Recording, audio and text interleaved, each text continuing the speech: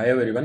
So last video में हमने बात करी थी एक्सेप्शन हैंडलिंग के बारे में। डिफरेंट टाइप की एक्सेप्शन को हमने देखा था। इस वीडियो में हम बात करेंगे एडवांटेज और डिसएडवांटेजेस के बारे में एक्सेप्शन हैंडलिंग के। तो फर्स्ट बात करते हैं हम एडवांटेज के बारे में। तो जो एक्सेप्शन हैंडलिंग है तो हमारी क्या है कि कोड की रिलायबिलिटी को बढ़ाती है। कैसे बढ़ाती है कि जैसे हम एक्सेप्शन को लिखते हैं, हमारे जो प्रोग्राम है वो क्रैश होने से बच जाता है ना, इनकरेक्ट रिजल्ट देने से बच जाता है, क्योंकि हमने एक्सेप्शन को हैंडल कर लिया है। ये क्या करता है, हमारा सिंप्लीफाई करता है हमारे एरर कोड को, हमारे जो एरर्स है उनको सेपरेट करता है हमारे मेन कोड से, मेन लॉजिक से, कि ये तो हमारा एक्सेप्शन हैंडलिंग हो गया और ये हमारा मेन कोड हो गया। इस तरह से हम क्या है कि पता कर सकते हैं कि हमारा मेन कोड क्या है और एक्सेप्शन हैंडलिंग का कोड क्या है, जहाँ पर हम एरर्स को हैंडल कर रहे हैं। तीसरा, हमारे पास एक नीट एंड क्लीनर कोड होता है। तो एक्सेप्शन हैंडलिंग से हम क्या करते हैं कि हमारे जो कॉम्प्लेक्स स्टेटमेंट है चेक करने के, वो उनसे बच जाते हैं। हमारे पास अलग से हैंडल करने के तरीके हैं, वो हम आगे पढ़ेंगे। ईजियर टू डीबगिंग है, जैसे कि हमको कोड को डीबग करना है तो हम एक्सेप्शन हैंडलिंग क्या करता है, एरर्स हमको क्या करते हैं, हेल्प करते हैं डीबग करने में, कि यहाँ पर ये गलती हुई, यहाँ पर वैल्यू एरर आया है, यहाँ पर आउट ऑफ इंडेक्स चला गया है, यहाँ पर हमारा की एरर है। तो इन सभी में हमको क्या करता है, एक्सेप्शन हैंडलिंग के थ्रू हम इनको आसानी से डीबग कर सकते हैं हमारे कोड को। नेक्स्ट हम बात करते हैं हमारा डिसएडवांटेजेस के बारे में। एक्सेप्शन हैंडलिंग के डिसएडवांटेज क्या है? ये क्या करता है कि हमारी परफॉर्मेंस को थोड़ा कम कर देता है। कैसे कम करता है कि जैसे कि हम एक्सेप्शन हैंडलिंग जब कर रहे होते हैं तो हमको चेक करना पड़ता है कि कौन सा एक्सेप्शन आया है, तो हमारा एक्स्ट्रा वर्क हो रहा है उसमें। तो जब एक्स्ट्रा वर्क हो रहा है तो ऑब्वियसली टाइम ज़्यादा लगेगा, और टाइम ज़्यादा लगेगा तो हमारी परफॉर्मेंस में थोड़ा कमी आएगा। ये हमारी कोड की कॉम्प्लेक्सिटी को इंक्रीज कर देता है। जब एक्सेप्शन लिख रहे होते हैं तो हमें बहुत सारे कंडीशंस लगाने पड़ते हैं, तो हमारा जो लॉजिक है और जो हमारा एक्सेप्शन हैंडलिंग का लॉजिक है वो बहुत बड़ा भी हो सकता है। कई बार हम बहुत सारा लॉजिक लिख रहे होते हैं कि ये वाला एक्सेप्शन भी हैंडल करना है, ये वाला एक्सेप्शन भी हैंडल करना है, तो हमारा जो कोड है वो काफ़ी लेंदी भी हो जाता है कई बार। पॉसिबल सिक्योरिटी रिस्क भी होते हैं इसमें, कि हम जब एक्सेप्शन हैंडलिंग है वो सेंसिटिव इंफॉर्मेशन को रिवील कर सकता है। जैसे कि हम हैंडल कर रहे होते हैं तो हमारे कोड में दिख सकता है कि हम कौन कौन सी एक्सेप्शन हैंडलिंग कर रहे हैं, या फिर हम यूज़र को दिखा रहे हैं कि ये वाला एरर आ रहा है, ये वाला एरर आया है, तो उसको पता चल सकता है कि हमने क्या क्या यूज़ किया है हमारे बैकएंड कोड में। सो कुछ ये हमारे पास एडवांटेज एंड डिसएडवांटेजेस है हमारे पास एक्सेप्शन हैंडलिंग के।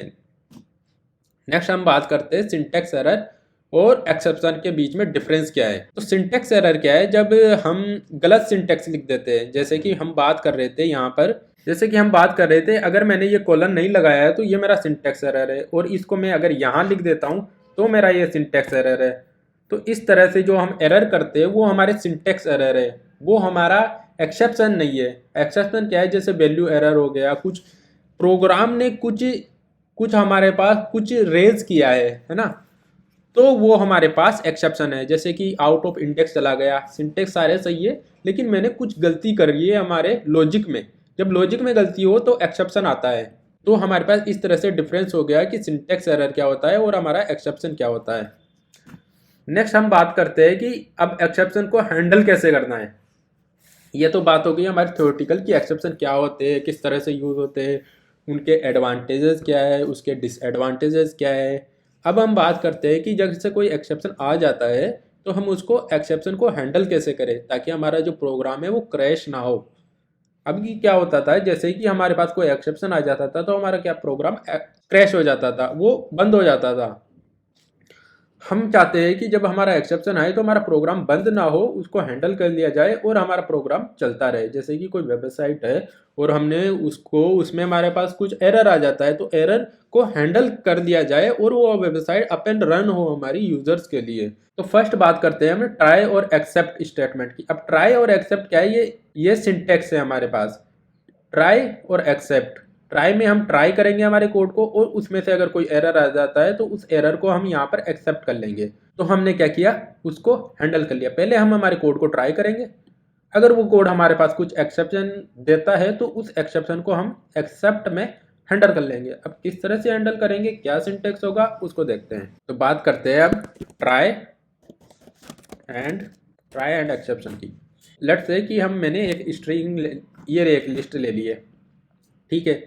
अब मैं क्या करता हूँ, इस पर ट्राई करता हूँ इंडेक्स नंबर 3 को एक्सेस करने की। हमारे पास जो इंडेक्स है वो 0 से 2 तक ही है।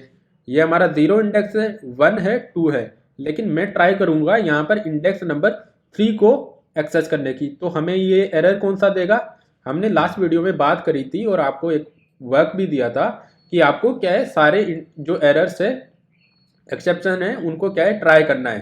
तो यहाँ पर ये कौन सा एरर देगा हमको, इंडेक्स एक्सेप्शन देगा, इंडेक्स वाला एरर देगा, आउट ऑफ इंडेक्स। अब उस एरर को कैसे हैंडल करना है, तो हम क्या करेंगे, ट्राई, ये हमारा सिंटेक्स है, ट्राई करेंगे हम प्रिंट करने का।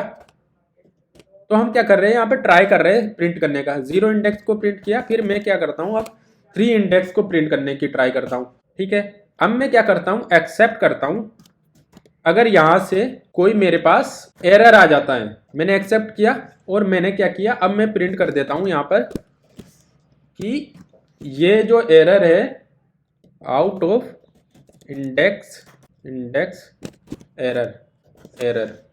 तो मैंने क्या कह दिया, इसको बता दिया कि आउट ऑफ इंडेक्स एरर चला गया। या फिर मैं ये भी बोल सकता हूँ, अभी यहाँ पे तो क्या है कि यूजर को पता चल जाएगा कि कौन सा एरर आ रहा है और क्या दिक्कत है कोड में, है ना। और सेंसिटिव इंफॉर्मेशन भी रिवील हो सकती है। तो मैं क्या करूँगा, यहाँ पर लिख दूंगा एरर फाउंड। अगर मैं अब इसको प्रिंट करता हूँ तो इसने क्या किया, 1 प्रिंट किया। 1 कहाँ से प्रिंट किया इसने, यहाँ से जो मैं प्रिंट स्टेटमेंट लिखा था। तो इसने ये क्या करेगा, ट्राई करेगा। ट्राई का मतलब ये है कि ये जो इस कोड में है तो इस एक एक लाइन को ट्राई करेगा, इस लाइन को प्रिंट करने का ट्राई करेगा। अगर ये लाइन में सब कुछ ठीक है तो प्रिंट कर देगा, इस लाइन को प्रिंट करने का ट्राई करेगा, इस लाइन में सब कुछ ठीक है तो प्रिंट कर देगा। अब इस लाइन में सब कुछ ठीक नहीं है, इस लाइन में एक एरर दे रहा है हमको। तो ये एरर क्या करेगा, यहाँ पर एक्सेप्ट कर लेगा इस एरर को एक्सेप्ट करके फिर यहाँ पे जो भी हम करना चाहे उस एरर के साथ वो सब हम यहाँ पर कर सकते हैं। तो यहाँ पर हमने, अब हमारे कोड एक्चुअली बंद नहीं हुआ है ना। हमने जो प्रोग्राम लिखा वो बंद नहीं हुआ था हमारा, हमने हमारा पूरा प्रोग्राम चला और फिर बंद हुआ। हमें कोई किसी तरह का एरर यहाँ पर शो नहीं किया है। अगर मैं डायरेक्टली इसको करता तो मेरे पास कौन सा एरर देता, अगर मैं इसको यहाँ पर ऐसे करूँ तो मेरे पास कौन सा एरर देगा ये। तो इसने मेरे को क्या दिया, यहाँ पर इंटेंडेशन एरर दे दिया, क्योंकि यहाँ पर एक स्पेस लगा दिया है मैंने। तो यहाँ पे इसने क्या किया, इंडेक्स एरर दे देता है ये मेरे को, यहाँ से ये इंडेक्स एरर दे देता। तो यहाँ से इंडेक्स एरर दे देता तो मेरा प्रोग्राम बंद हो जाता। तो यहाँ पर प्रोग्राम बंद नहीं हुआ है, यहाँ पर हमने सिंपली क्या किया है, एक्सेप्शन को हैंडल कर लिया है। तो सेव करते हैं। तो यहाँ पर मैंने क्या किया है, इस एरर को हैंडल कर लिया है। यहाँ पर अगर मैं इसके बाद में इसको प्रिंट करना चाहूँ तो क्या होता है, देखते हैं। तो इसने क्या किया, ये प्रिंट किया, ठीक है। यहाँ से कुछ एरर आया तो इसने एरर फाउंड कर लिया और ये क्या करेगा, अब इसके बाद में जितना भी कोड होगा उसको नहीं रन करेगा, उसको प्रिंट ही नहीं करेगा, उसको चेक ही नहीं करेगा, क्योंकि यहाँ पे एरर आ गया तो ये डायरेक्ट यहाँ पे पहुंच जाएगा। जैसे ही इसको एरर फाउंड हो जाता है ना, पहले ये ट्राई करता रहता है कि ठीक है भाई, ठीक है ठीक है, अगर कुछ गलती मिल जाती है तो डायरेक्ट ये यहाँ पर पहुंच जाता है, इस एक्सेप्ट पे पहुंच जाता है कि अब मेरे को क्या करना है। तो मैं क्या करूँगा, फिर अगर मेरा कोड नहीं चल रहा है, अब इसके नीचे भी मैंने कुछ लॉजिक लिखा होगा, कुछ कोड लिखा होगा, तो मैं क्या करूँगा, यहाँ पर जाऊँगा और यहाँ पर जाकर इस पर पता करूँगा कि कहाँ से मेरा एरर आया। तो यहाँ से तो मैंने प्रिंट कर दिया और यहाँ से मेरा एरर आया है, तो यहाँ से फिर मैं जाके क्या करूँगा, इसको 2 करूँगा कि आउट ऑफ इंडेक्स जा रहा है। अब मेरा ये कोड चल जाएगा सबके लिए, सारे के सारे इसने प्रिंट कर दिया मेरे पास, ठीक है। तो इस तरह से हम क्या है, एक्सेप्शन को हैंडल कर सकते हैं। यहाँ पर नेक्स्ट हम बात करते हैं कैचिंग स्पेसिफिक एक्सेप्शन। अब स्पेसिफिक एक्सेप्शन में क्या है, अभी तक तो हम क्या कर रहे थे, यहाँ से जो भी एरर आ रहा था उसको हम एज ए एरर बता दे रहे थे कि ये वाला एरर है, कुछ एरर है यहाँ पर, कौन सा एरर है ये हमने हैंडल नहीं किया है। अब हम चाहते हैं कि हम जो एक्सेप्शन आए उसको स्पेसिफिकली हैंडल कर ले। जैसे कि मैंने ट्राई किया यहाँ पर, तो इसके लिए सिंटेक्स क्या है, मैं ट्राई और एक्सेप्ट स्टेटमेंट, यहाँ पर हम कुछ नहीं लिख रहे थे अभी तक, है ना। यहाँ पर हम कुछ भी नहीं लिख रहे थे, तो हमने एक हमारा कोड लिखा, यहाँ पर हमारा कोड होगा, हम कुछ कर रहे होंगे, यहाँ से अगर कुछ एरर आता है, मान लेते हैं कि वो एरर हमारा इंडेक्स एरर है। अगर वो इंडेक्स एरर है तो वो क्या करेगा, इंडेक्स एरर में शो करेगा और यहाँ पर वो चल जाएगा यहाँ से। अगर उस कोड में हमारा वैल्यू एरर भी आ रहा है तो वो उस यहाँ से हम बता देंगे उसको कि हमारे पास इस लाइन में हमारे पास ये वाला कोड में वैल्यू एरर आया है। तो हम ट्राई करते हैं इसको भी, इसको कमेंट कर देते हैं। तो एक फंक्शन बनाते हैं फन, है ना, फन के लिए एक फंक्शन बनाते हैं और उसमें डाल देते हैं कि ए जो मेरा अगर 4 से छोटा है तो मैं क्या करूँगा, बी को ए डिवाइडेड बाई a-3, ठीक है। और मैं क्या करूँगा, अब यहाँ से प्रिंट कर दूंगा इसको। तो मैंने एक फंक्शन बनाया जिसमें मैंने एक वेरिएबल डालूंगा, मैं एक इंटीजर डालूंगा और उसको चेक करूंगा। अगर वो 4 से छोटा है तो मैं क्या करूंगा, एक लोकल वेरिएबल बनाया मैंने b, और b को क्या कर दिया मैंने a डिवाइडेड बाई a-3। अब मैं ये ऐसा क्यों कर रहा हूँ, क्योंकि यहाँ से अगर मैं a की वैल्यू मैं 3 पास कर देता हूँ तो ये क्या करेगा, a डिवाइडेड बाई 0 हो जाएगा। तो यहाँ से मेरे पास एक एक्सेप्शन आएगा, वो एक्सेप्शन क्या होगा, वो होगा डिवीजन बाय 0 एक्सेप्शन। तो हमारा कोड रुक जाएगा, है ना, उस कंडीशन में हमारा कोड क्या हो जाएगा, रुक जाएगा। तो उसको हैंडल करने के लिए हम क्या करेंगे, अब उसको हैंडल करने के लिए हमने क्या किया है, हमको जो हमारा स्पेसिफिक, हमें पता है कि यहाँ से अगर एरर आएगा तो एक एरर आएगा, कौन सा एरर आएगा, डिवीजन वाला एरर आएगा। तो उसको अब क्या करते हैं, हम हैंडल करते हैं। तो हम क्या करेंगे, ट्राई करेंगे पहले हमारे कोड को रन करने की। तो फंक्शन हमने ट्राई किया 3 के साथ और मैंने फंक्शन ट्राई किया 5 के साथ, ठीक है। अब मैं क्या करूँगा, एक्सेप्ट करूँगा हैंडल को, एक्सेप्ट किया मैंने 0 डिवीजन एरर, ये मेरे पास एरर है 0 डिवीजन एरर। अब मैं क्या कर दूंगा, प्रिंट कर दूंगा यहाँ पर कि मेरे पास क्या एरर आया है। तो हम क्या कर रहे हैं, 0 डिवीजन एरर आया है हमारे पास और ये अकर्ड एंड, तो हमने क्या किया है कि यहाँ से हमारे पास 0 डिवीजन एरर आया, उस 0 डिवीजन एरर को हमने हैंडल कर लिया है यहाँ पर। अगर हम इसको रन करते हैं अभी तो इसने क्या किया, 0 डिवीजन एरर दे दिया। अगर मैं इसको 5 कर देता हूँ तो ये वैल्यू ऑफ हमारी b की प्रिंट कर देगा। अब देखो हमने एक गलती कर दी है इस कोड में, इस कोड में हमने एक गलती ये करी है कि जो ये हमारा कोड है इसमें हमने b को एक्सेस कर रहे हैं हम b इफ स्टेटमेंट के बाहर, और b को हमने लोकली डिफाइन किया है b के अंदर। तो हमको जो है एक्सेस भी हमको b के अंदर ही करना चाहिए था। अब यहाँ पर 5 ले लेते हैं तो 5 से तो बड़ा कभी हो ही नहीं सकता है, अगर 5 से बड़ा होगा नंबर तो हमारा ये चलेगा ही नहीं। तो इसको हम 2 करते हैं, है ना, और फिर चला के देखते हैं। तो ये हमारा चल गया, तो इसने हमको बता दिया कि हमारे जो वैल्यू आएगी हमारी b की, तो वो ये वैल्यू आएगी हमारी। तो इसी तरह से हम क्या कर सकते हैं, एक्सेप्शन को हैंडल कर सकते हैं और उनको रन कर सकते हैं। ये 5 दिया है तो 5 पे तो कभी चलेगा ही नहीं, क्योंकि 5 इज लेस देन 4 ये कभी ट्रू होगा ही नहीं। तो यहाँ से हमने क्या किया, एक्सेप्शन को हैंडल कर लिया। स्पेसिफिक एक्सेप्शन था हमारा 0 डिवीजन एरर, ये वाला एक्सेप्शन आ रहा था, तो इसको हमने हैंडल कर लिया है यहाँ पर। अब हम जो एक्सेप्शन हैंडल कर रहे होते हैं तो उसमें क्या है कि नेस्टेड में भी हम एक्सेप्शन को हैंडल कर रहे होते हैं, कर सकते हैं। जैसे कि इस प्रोग्राम में हमारे पास एक से ज़्यादा एक्सेप्शन आ रहे हैं, जैसे 0 डिवीजन एरर आ गया, नेम एरर आ गया, तो उस एक्सेप्शन को भी हम यहाँ पर हैंडल कर सकते हैं। तो हम क्या करेंगे, एक्सेप्ट नेम एरर, ये हमारा एक्सेप्शन हो गया, और हम प्रिंट कर देंगे कि name error occurred and handle. तो इस तरह से हम नेस्टेड यानी एक से ज़्यादा एक्सेप्शन को भी उस प्रोग्राम में हैंडल किया जा सकता है। मान लेते कि एक प्रोग्राम में हमारे पास एक से ज़्यादा एक्सेप्शन आ रहे हो, तो उस कंडीशन में हम एक से ज़्यादा एक्सेप्शन को भी हैंडल कर सकते हैं। अब देखो, जैसे कि हम इस लाइन को अगर कमेंट कर देते हैं, है ना, इस लाइन को अगर कमेंट कर देते हैं तो हमारे पास क्या एरर आएगा, और इसको हम अगर यहाँ लिख लेते हैं, अभी तक तो अगर मैं यहाँ से चलाऊँ इस कोड को तो ये कोड हमारा चलेगा और ये क्या कर देगा, हमको एक एरर दे देगा, ज़ीरो डिवीज़न एरर। लेकिन हमने इस कोड में एक और गलती करी है। अगर मैं इसको यहाँ लिखता हूँ तो हमारे कोड में कोई गलती नहीं है, लेकिन इसको मैं आउट ऑफ स्कोप ले लेता हूँ। अब मैं क्या कर रहा हूँ, बी को एक्सेस करने की कोशिश कर रहा हूँ आउट ऑफ स्कोप, तो हमको क्या करेगा, ये एक नेम एरर देगा। तो हमने क्या किया, यहाँ पर नेम एरर को भी हैंडल कर लिया। जैसे इसको मैं कमेंट कर देता हूँ। अब मैं क्या करता हूँ, 5 को मैं यहाँ पर 5, तो ये वाला कोड तो चलेगा नहीं क्योंकि ये कंडीशन तो ट्रू है नहीं।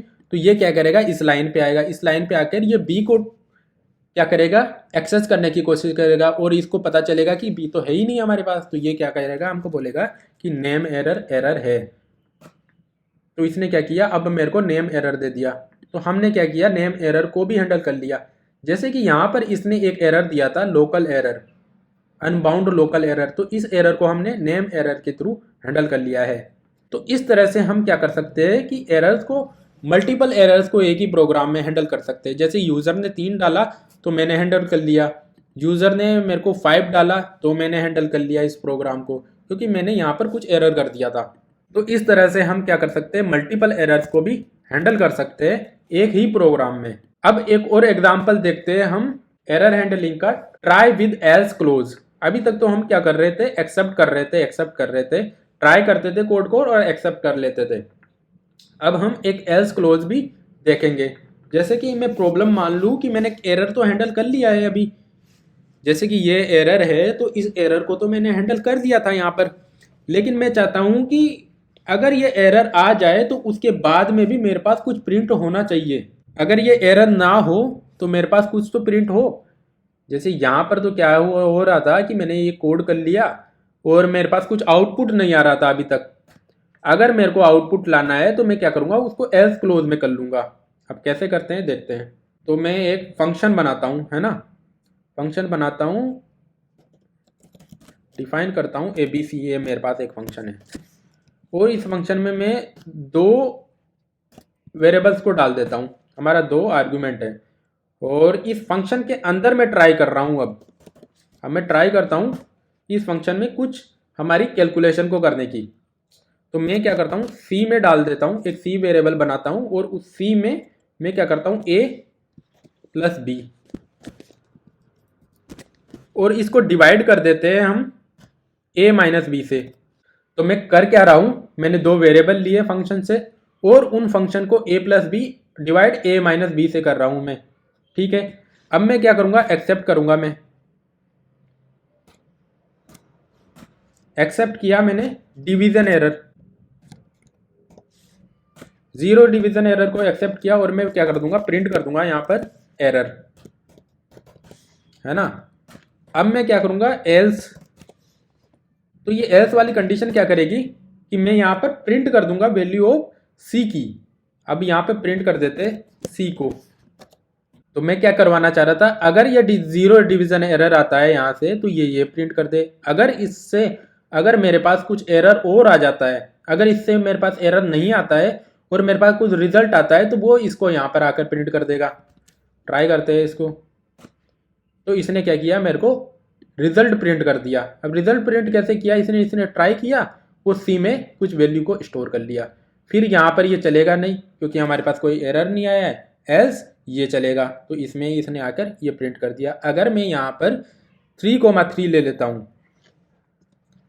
3,3 ले लेता हूँ तो ये क्या करेगा, मेरे को 0 डिवीजन एरर शो करेगा।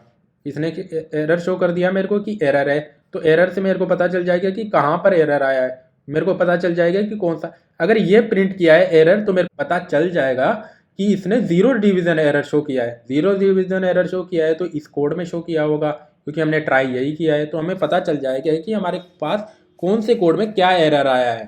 तो हमारा कोड भी चल गया, हमें पता भी चल गया कि कुछ एरर आया है और हमने जो उससे आउटपुट लाना था वो भी प्रिंट कर लिया। तो इस तरह से एल्स क्लोज के थ्रू हम कुछ प्रिंट भी कर सकते हैं।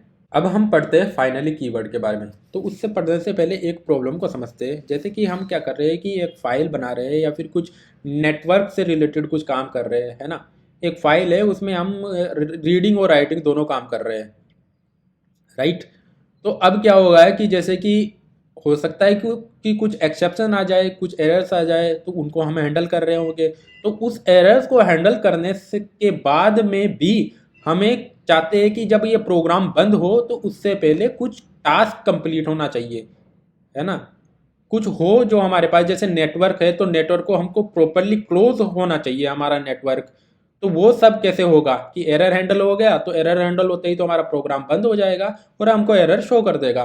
लेकिन एरर भी शो करे और कुछ स्पेसिफिक टास्क हो जो कि वो एग्जीक्यूट भी करे, तो उस कंडीशन में हमारे पास फाइनली कीवर्ड होता है। तो वो क्या करेगा, हमारा ट्राई कोड है, उस ट्राई कोड को, जो ट्राई कीवर्ड है हमारा, उस कोड को तो चलाएगा। यहाँ से कुछ एरर आता है तो एक्सेप्शन को हैंडल किया जाएगा। एक्शन को हैंडल करने के बाद भी हम कुछ कोड को एग्जीक्यूट कर सकते हैं कि ये कोड तो ऑलवेज एग्जीक्यूट होगा ही होगा। अगर कोई एक्सेप्शन आ भी जाए, उसको हैंडल भी कर ले, तब भी हमारे पास ये कोड क्या होगा, एग्जीक्यूट होगा। तो ये कोड फाइनली में जो भी कोड होगा ना, वो हमेशा एग्जीक्यूट होगा हमारे पास।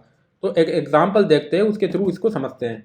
जैसे कि मैं मान लेता हूँ कि मेरे पास, ट्राई करते हैं कुछ कोड को, और के मान लेता हूँ, और के में क्या करता हूँ, 5 डिवाइडेड बाई, मैं 0 कर रहा हूँ यहाँ पर, और मैं प्रिंट कर देता हूँ के को। तो ऑब्वियसली हमको ये क्या करेगा, एक 0 डिवीजन एरर शो करेगा। एक्सेप्ट करते हैं इस को, और 0 डिवीजन एरर इसने शो किया। अब मैंने क्या किया, मैंने यहाँ प्रिंट कर दिया कि 0 डिवीजन एरर शो किया था और उसको हमने हैंडल कर दिया है। लेकिन मैं क्या चाहता हूँ, मैं चाहता हूँ कि यहाँ पर कुछ और भी प्रिंट होना चाहिए। तो फाइनली हम यूज करेंगे यहाँ पर, और फाइनली हम क्या कर देंगे, प्रिंट कर देंगे जो भी हमारा फाइनली हम प्रिंट करना चाहते हैं। जैसे कि मैं चाहता हूँ कि, तो हम यहाँ पर लिख देंगे कि दिस इज फाइनल, कि ये फाइनल है, इसके बाद में कोई कोड नहीं है हमारे पास रन करने को।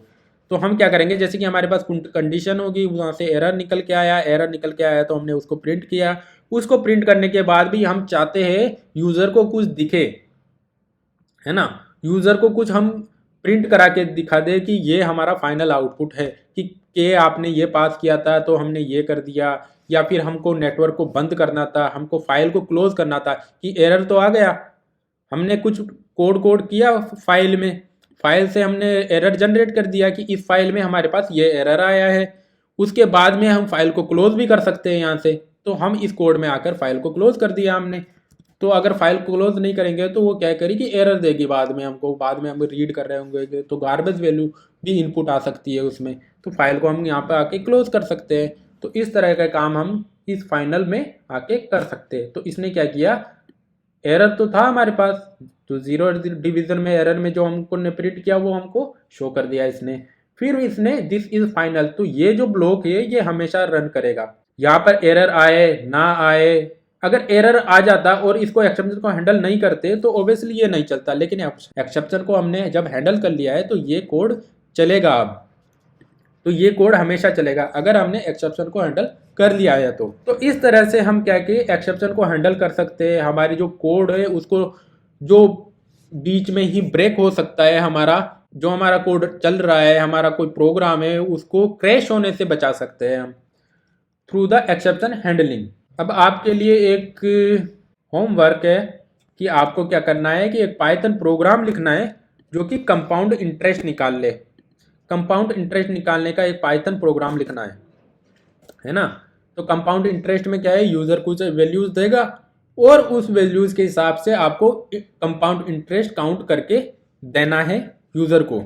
तो यूजर के पास हमारे पास क्या आएगा, तो यूजर से हमको क्या करना है, कुछ इंटरेस्ट लेना है, कुछ प्रिंसिपल होगा, कुछ रेट होगा, कुछ ईयर्स होगा, और उन रेट ईयर और प्रिंसिपल के हिसाब से आपको उसका कंपाउंड इंटरेस्ट निकाल के देना है। तो ये कोड करना है आपको एंड उसको रन करना है। अलग अलग वैल्यूज़ पे चेक करना है कि ये आपका जो कोड है वो सही से काम कर रहा है कि नहीं। फिर ये आपको एक्सेप्शन हैंडलिंग भी यूज़ करनी है उसमें, कि आपको कहीं पे 0 प्रिंसिपल दे दे हमको तो उसको कैसे हैंडल करना है, 0 ईयर दे दे तो उसको कैसे हैंडल करना है। तो वो सब हैंडलिंग आपको यहाँ पर करनी है।